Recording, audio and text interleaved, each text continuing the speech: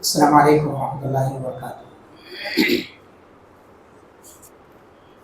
الحمد للہ رب العالمین والصلاة والسلام علی رسول الامین وعلی آلہ وصحبہ اجمعین ومن تبعهم بإحسان الی یوم الدین، اما بعد۔ رب اشرح لی صدری ویسر لی امری واحلل عقدۃ من لسانی یفقهوا قولی رب زدنی علما اللهم انفعنا بما علمتنا وعلمنا ما ينفعنا وزدنا علما وعملا آمین یا رب العالمین۔ گزشتہ درس میں وضو کا معنی اور اس کی مشروعیت کے بارے میں بیان ہوا تھا۔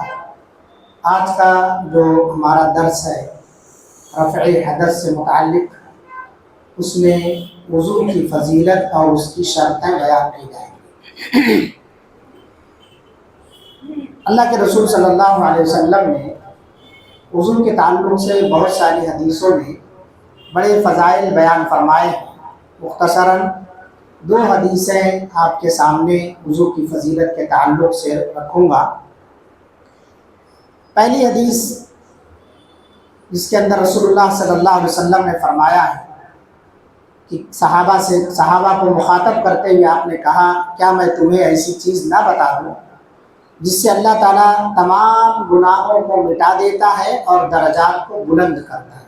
یہ تمام گناہ صغیرہ گناہ ہے، کبیرہ گناہ بغیر توبہ کے معاف نہیں ہوگا۔ اس لیے جو بھی چھوٹے چھوٹے گناہ ہیں، ان الحسنات یذہبن السیئات، نیکیاں کرنے سے چھوٹے گناہ خود بخود مٹ جاتے ہیں، لیکن شرط ہے کہ اس کے بعد آپ نیکی کریں۔ انہی نیکیوں میں سے ایک نیکی یہ ہے کہ انسان وضو کرے۔ تو آپ صلی اللہ علیہ وسلم نے صحابہ سے کہا کہ کیا میں تمہیں ایسی چیز نہ بتاؤں جس سے اللہ تعالیٰ تمام گناہوں کو مٹا دیتا ہے اور درجات کو بلند کرتا ہے؟ صحابہ کرام نے عرض کیا، کیوں نہیں اے اللہ کے رسول صلی اللہ علیہ وسلم؟ تو آپ صلی اللہ علیہ وسلم نے فرمایا، ناپسندیدگی کے باوجود مکمل وضو کرنا، اسباغ الوضوء علی المکارہ، مکمل وضو کرنا ناپسندیدگی کے باوجود۔ ناپسندیدگی سے مراد کیا ہے؟ یعنی گرمی کا مہینہ ہے، کبھی کبھی ٹینکی کا پانی بہت گرم ہو جاتا ہے، کھولتا ہوا ہو جاتا ہے، ایسے موقع پر آپ ٹوٹی کے نیچے ہاتھ ڈالتے فوراً کھینچ لیتے ہیں اور پھر مکمل طریقے سے وضو کریں آپ، تو ظاہر سی بات ہے بہت گرمی برداشت کرنی پڑے گی۔ پانی کی گرمی ہے، اوپر سے موسم کی بھی گرمی ہے، پانی گرم ہے، آپ کا چمڑا اس کو برداشت نہیں کر پا رہا ہے، تو بھی آپ وضو کر رہے ہیں۔ اسی طرح سے سردی کے موسم میں پانی بہت ٹھنڈا ہو گیا ہے، آپ کے پاس پانی گرم کرنے کے لیے کوئی آلہ اور ہیٹر موجود نہیں ہے جس سے آپ پانی گرم کر سکیں، تو بھی آپ وضو بنا رہے ہیں اللہ کی رضا کی خاطر۔ یہ ہے ناپسندیدگی کے باوجود وضو کرنا۔ یا اسی طرح سے آپ کے جسم کو کوئی چیز تکلیف پہنچا رہی ہے مگر آپ پھر بھی وضو کر رہے ہیں مکمل طریقے سے، یہ ہے ناپسندیدگی کے باوجود وضو کرنا۔ جب بندہ ناپسندیدگی کے باوجود مکمل وضو کرتا ہے، اچھی طرح سے وضو کرتا ہے، تو اللہ کے رسول صلی اللہ علیہ وسلم نے کہا کہ اللہ تعالیٰ اس کے تمام گناہوں کو مٹا دیتا ہے اور اس کے درجات کو بلند کرتا ہے۔ اس لیے وضو کرنے میں جلد بازی نہ مچائیں، اچھی طرح سے وضو کریں اور خیال رہے کہ وضو بناتے وقت اعضائے وضو میں سے کوئی بھی چیز سوکھی نہ رہنے پائے، چھوٹنے نہ پائے۔ دوسری بات جو آپ صلی اللہ علیہ وسلم نے بیان فرمائی وہ ہے مسجد کی طرف پیدل چلنا۔ بار بار اعلان کیا جاتا ہے وہ بھائی جن کے گھر مسجد کے بالکل قریب ہیں وہ گاڑیوں سے نہ آئیں، بلا وجہ کی گاڑیاں لا کر کے ہجوم لگاتے ہیں، پارکنگ کا بھی مسئلہ ہے، ٹریفک یہ راستہ ہے، مین سڑک ہے، ہمیشہ یہ سڑک جاری اور چالو رہتی ہے، اس کے آجو بازو پارکنگ کے ہمارے مسجد کے لیے جگہیں ہیں، مگر وہ جگہیں ان کو دیجیے جو دور دراز سے آنے والے ہیں۔ آپ پیدل چل کر کے آئیے، پیدل جو مسجد کی طرف چل کر کے آتا ہے، اب اس کا یہ مطلب نہیں جس کا گھر دور ہے وہ سواری استعمال نہیں کر سکتا ہے، کر سکتے ہیں، لیکن اگر آپ کو پیدل چل کے آنے میں سہولت ہے تو اس کو اختیار کیجیے۔ اس سے آپ کے گناہ مٹائے جائیں گے، آپ کے درجات بلند کیے جائیں گے۔ اور تیسری بات جو آپ صلی اللہ علیہ وسلم نے بیان فرمائی وہ ہے ایک نماز کے بعد دوسری نماز کا انتظار کرنا۔ ایک نماز کے بعد پھر مسجد کا راستہ نہیں بھولنا، ایک نماز کے بعد دوسری نماز کا انتظار کرنا۔ آپ صلی اللہ علیہ وسلم نے فرمایا 3 کام اس حدیث کے اندر بیان فرمائے، اس کے بعد کہا یہ عمل جو ہے، یہ تینوں کام دشمن کے مقابلے میں اپنے آپ کو تیار کرنا ہے۔ دشمن کے مقابلے میں فذالکم الرباط، فذالکم الرباط، آپ صلی اللہ علیہ وسلم نے رباط کا لفظ استعمال فرمایا۔ رباط کیا ہے؟ سرحد پر کھڑے ہو کر کے دشمن کے مقابلے میں جو نگرانی کی جاتی ہے، مکمل الرٹ رہ کر کے، اسے رباط کہا جاتا ہے۔ تو آپ صلی اللہ علیہ وسلم نے کہا کہ ناپسندیدگی کے باوجود وضو بنانا، مسجد کی طرف پیدل چل کر کے آنا، اور ایک نماز کے بعد دوسری نماز کا منتظر رہنا۔ وہ کہیں نہیں بیٹھ کے آپ انتظار کریں، مسجد کے اندر ہی انتظار کریں یا اپنی دکان میں، اپنے گھر میں نماز کا وقت ہو فوراً آپ چلے آئیں۔ اللہ کے رسول صلی اللہ علیہ وسلم نے حدیث میں بیان فرمایا وَرَجُلٌ قَلْبُهُ مُعَلَّقٌ بِالْمَسَاجِدِ، وہ آدمی جس کا دل مسجد سے اٹکا ہوا ہو، قیامت کے دن اللہ تعالیٰ اسے عرش کے سائے میں جگہ عطا فرمائے گا جب کوئی سایہ نہیں ہوگا۔ سب لوگ نفسی نفسی چلائیں گے، نفسی نفسی کا عالم ہوگا، سورج سوا نیزے پر آ جائے گا سر کے، اور کوئی اپنے پسینے میں جو ہے، ہر آدمی اپنے عمل کے اعتبار سے کوئی کمر تک، کوئی سینے تک، کوئی گردن تک ڈوبا ہوا ہوگا۔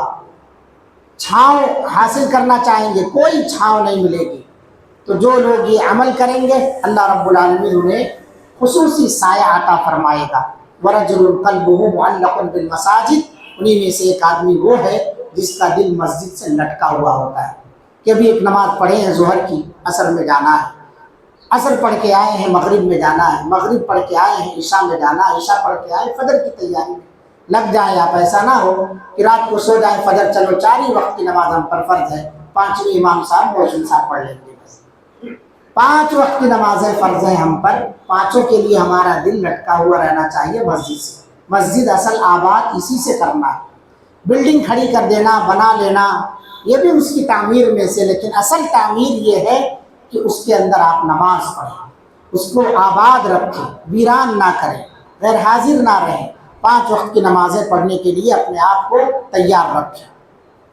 تو یہ حدیث ہے، اس حدیث کے اندر اللہ کے رسول صلی اللہ علیہ وسلم نے وہ اعمال بیان فرمائے ہیں جن سے ہمارے گناہ مٹتے ہیں اور درجات بلند ہوتے ہیں، نیکیاں جن سے لکھی جاتی ہیں۔ ان میں سے ایک عمل ناپسندیدگی کے باوجود وضو کرنا، یہ وضو کی فضیلت ہے۔ دوسری حدیث آپ صلی اللہ علیہ وسلم نے فرمایا کہ مومن جب وضو کرتا ہے تو پانی کے آخری قطرے کے ساتھ اس کے گناہ گر جاتے ہیں، اور وہ گناہوں سے جب وضو کر لیتا ہے تو پاک و صاف ہو جاتا ہے۔ جیسے راستے میں چلتے ہوئے ہماری نگاہ کہیں غلط پڑ گئی، دل میں غلط خیال آ گیا، یا اسی طرح سے ہم نے ہاتھوں سے کوئی غلط چیز استعمال کر لی، پیروں سے غلط جگہوں پر چل کر کے چلے گئے، ہے نا، زبان سے ہم نے کچھ غلط سلط بول دیا، بک دیا ہے، جب آپ وضو بنائیں گے تو آپ کے یہ سارے کے سارے گناہ جھڑ جائیں گے۔ صغیرہ گناہ، چھوٹے چھوٹے گناہ کی جھڑ جائیں گے۔ شرط ہے کہ ان گناہوں کے بعد نیکیاں کرو، اور مومن وہی ہے جو گناہوں پر مصر نہ رہے، ان گناہوں کو ترک بھی کرے، گناہ چاہے چھوٹا ہو یا بڑا، ہر گناہ سے بچنے کی کوشش کرے، اور اپنے آپ کو گناہوں سے پاک صاف رکھنے والے اعمال انجام دو۔ کیا اعمال ہیں کہ آپ اس کے بعد نیکیاں کریں، اس کے بعد آپ وضو بنائیں گے تو آپ ایسے صاف و پاک ہو جائیں گے جیسے آپ نے کوئی گناہ کیا ہی نہیں۔ ایک حدیث میں آپ صلی اللہ علیہ وسلم سے سوال کیا گیا کہ اے اللہ کے رسول صلی اللہ علیہ وسلم، آپ محشر میں دوسری امتوں کے درمیان اپنی امت کو کیسے پہچانیں گے؟ نبی صلی اللہ علیہ وسلم نے کہا، لوگوں نے پوچھا کہ بہت سارے لوگ ہوں گے وہاں، آدم علیہ السلام کی امت بھی ہوگی، نوح علیہ السلام کی ہوگی، موسیٰ علیہ السلام کی ہوگی، سارے پیغمبروں کی ہوگی، تو آپ صلی اللہ علیہ وسلم اپنی امت کو، امت محمدیہ کو کیسے پہچانیں گے؟ یعنی صحابہ اللہ کے رسول سے یہ پوچھنا چاہ رہے ہیں، آخرت میں آپ ہم کو پہچان پائیں گے یا نہیں پہچان پائیں گے؟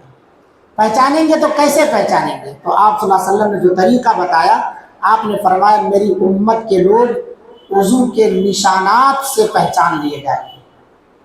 ان کے جو وضو کے اثر سے سفید اور روشن چہرے ہوں گے اس سے پہچانے جائیں گے، ایسے ہی سفید ہاتھ پاؤں والے ہوں گے وہ، یہ اعضائے وضو جو ہے، پیر ہے، ہاتھ ہے، یہ چمکتے ہوئے ہوں گے، ایسے لگے گا جیسے لائٹ لگی ہوئی، چمک رہے ہوں گے، دور سے ہی نظر آ جائے گا، نبی صلی اللہ علیہ وسلم پہچان لیں گے کہ یہ امت محمدیہ کا آدمی۔